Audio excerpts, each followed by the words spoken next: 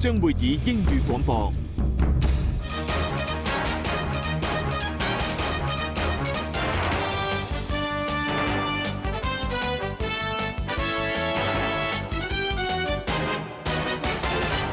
Good evening, you're watching the news at 7:30 on ATV. I'm Anne Reesam. And I'm Edna Zaire. Here's a look at tonight's top stories. July 1st rally continues as massive crowds march for greater democracy and protest government policies.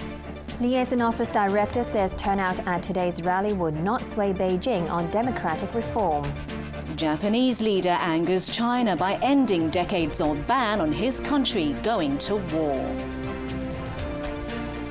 Hundreds of thousands of protesters have taken to the streets of Hong Kong Island in a mass rally to demand greater democracy and air grievances against the government on the 17th anniversary of the handover. Organisers are expecting a record turnout, and while it's been mostly peaceful so far, the rally is expected to stretch into the night as huge crowds are still marching. ATV's Emily Sue reports. They gathered in the sweltering heat early this afternoon, filling up all 6 football pitches in Victoria Park. The sea of umbrellas this time was to block out the sun, but they would soon need them for the rain. When those at the league began marching at 3 p.m., more crowds were still pouring into Victoria Park, and over an hour later, there were still thousands waiting for their turn to get going. Thousands of police officers were deployed along the route to keep the peace and manage the crowd flow as the massive procession made its way through the streets of Causeway Bay and Wan Chai to government headquarters in Tamar. While this annual tradition is an opportunity for anyone unhappy with government policies to air grievances, the focus this year was centered around democratic reform as Hong Kong prepares to elect its next chief executive in 2017. Organizers were hoping to beat the turnout of 500,000 back in 2003 that led to then Chief Executive Tung Chee-hwa stepping down. They were expecting a big boost from the public alarm sparked by the State Council's white paper on Hong Kong's autonomy, which asserted Beijing's total authority over the SAR and even specified a requirement for judges to be patriots above all, along with government officials. Another boost was expected from the Occupy Central movement's unofficial referendum on universal suffrage, with 91% of nearly 800,000 voters calling for the public to be allowed to name chief executive candidates in the 2017 poll, something the government has already ruled out. And more were expected to join the rally to express anger over pro-government lawmakers' disputed approval last week of initial funding for the government's controversial Northeast New Territories development project. Apart from the main political themes, they marched for all kinds of reasons today. Some were there to demand better rights for cyclists. Others called for equal rights for sexual minorities. And almost all of them directed their anger at Leung Chun-ying, sharing a common slogan demanding his resignation. While Occupy Central organizers chose not to do a rehearsal of their plan to block the streets of Hong Kong's business hub to push for genuine universal suffrage, student groups had other ideas. Activists from Scholarism and the Federation of Students, along with their supporters, were all set to step up their protests and stage sit-ins overnight after the rally on Chater Road and outside the chief executive's office. They did not have a police permit and were prepared to be arrested. The rain late in the afternoon caused complications in Causeway Bay and Wan Chai, where many waited on the sidelines to join the main march and became increasingly frustrated as they were blocked by police trying to ensure traffic would not be interrupted.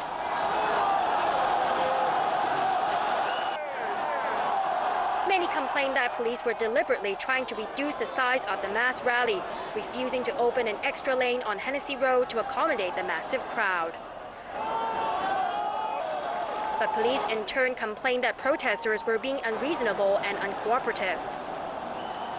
Every year on this day, we see an outpouring of public discontent with government policies and the people who run our city. It's the same this year, 17 years after the handover. But this time there's also an added sense of urgency and emotion as Hong Kong starts to find out just how much democracy Beijing will allow here. Emily Sue, ATV News. Emily Sue is standing by at Chater Road in Central and joins us live now. Emily, tell us what's happening out there.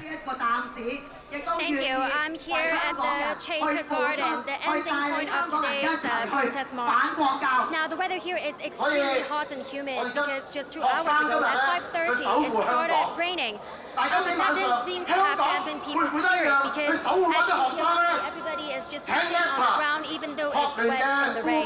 Now, from where I'm standing, I can still see that thousands of people are still pouring in from all sides of the park.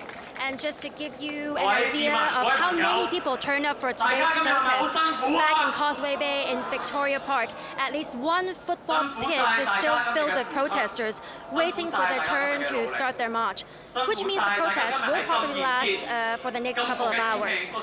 Now, two student groups, Scholarism and the Federation of Students, already said they plan to stage a sit-in protest near here on Chater Road, as well as outside the Chief Executive's office.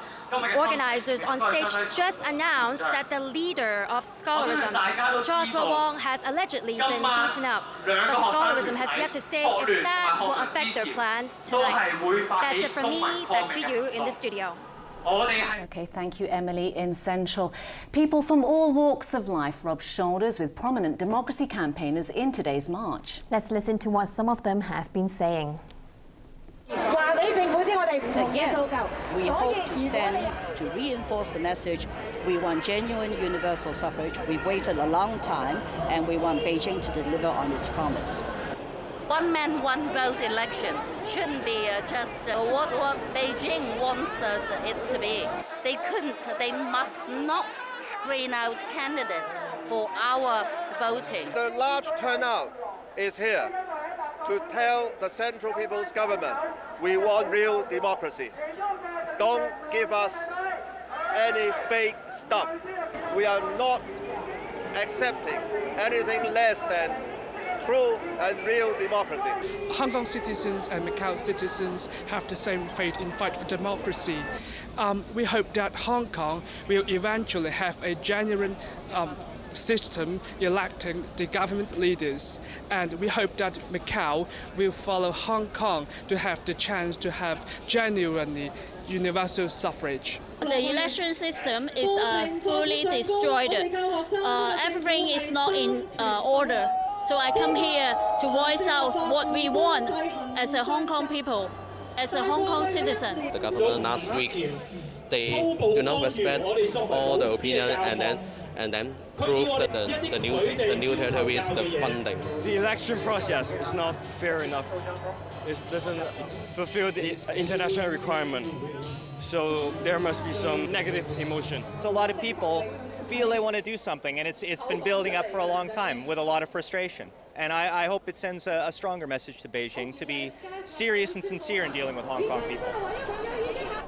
Beijing's top official in Hong Kong has warned that the size of today's mass rally will not sway the central government into changing its stance on democratic reform. And Chief Executive Leung Chun-ying has marked the anniversary of the handover by urging people not to undermine Hong Kong's stability and prosperity. ATV's Raymond Yeung reports. Hong Kong's political elite gathered at Golden Bohemia Square in Wan Chai this morning for the flag-raising ceremony on the 17th anniversary of the city's return to Chinese rule. Chief Executive Leung Chun-ying was accompanied by his two predecessors, Donald Tsang and Tung Chee-hwa. Government flying service helicopters displaying the national and SAR flags flew past, while fire services boats in the harbour provided the backdrop. Some in the flag-waving crowd got a chance to shake hands with the chief executive. Leung then led a star-studded lineup at a reception inside the Convention and Exhibition Centre. He and his wife Regina were all smiles as they greeted guests from various sectors, before the chief executive delivered a speech with a warning. We should avoid doing anything that may undermine Hong Kong's stability and prosperity, Leung said, in what could have been a reference to the Occupy Central campaign. Leung gave an assurance that he would do his utmost to forge a consensus in society and achieve universal suffrage in 2017. The chief executive acknowledged the growing animosity among locals towards mainland visitors. Leung went as far as to say the friction is the government's third major task to resolve, the other two being the economy and electoral reform. For his part, Beijing's top man in Hong Kong said China is determined to implement universal suffrage in the SAR. But Liaison Office Director Zhang Xiaoming said the size of today's rally and the 700,000 who endorsed civil nomination in the unofficial referendum would not sway Beijing into altering its stance that electoral reform must conform with the Basic Law.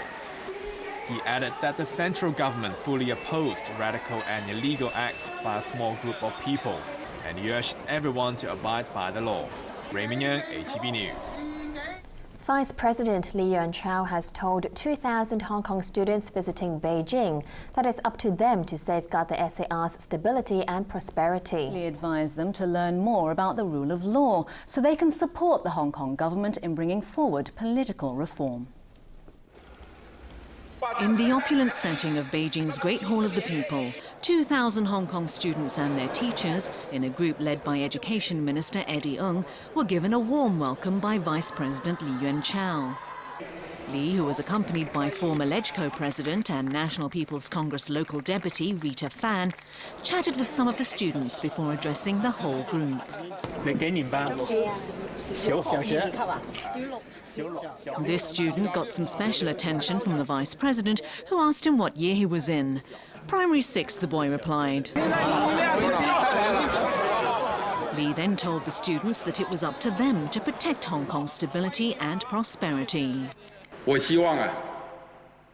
said the way to do that was by brushing up on their knowledge of the rule of law, so they could support the Hong Kong government's political reform effort. But Li stressed those reforms should be carried out in accordance with the Basic Law and the decisions of the NPC Standing Committee. In his address, Li noted that the SAR had maintained its prosperity and stability in the 17 years since the handover, and expressed hope that the students would continue a patriotic tradition. We hope that Hong Kong's youth can learn about Chinese history and culture and continue to love the country and Hong Kong, whilst linking their personal destiny to that of the country and of Hong Kong, Li said. The Vice President, who studied at Harvard University in the US for a couple of years, also told the students they could learn a lot more from travelling the globe than by burying their noses in a book. After his 12-minute speech, there was a light-hearted moment when Li agreed to join in a selfie photo with some of the students. To other news now. Japan's Prime Minister has angered China by ending a nearly 70-year constitutional ban on his country going to war. Shinzo Abe says the change is needed to deal with China and other threats in the region. ATV's Ben O'Rourke reports. This is the day critics of Japan have been warning people about for years. After months of tough talk and increasingly hawkish policies, Prime Minister Shinzo Abe has revised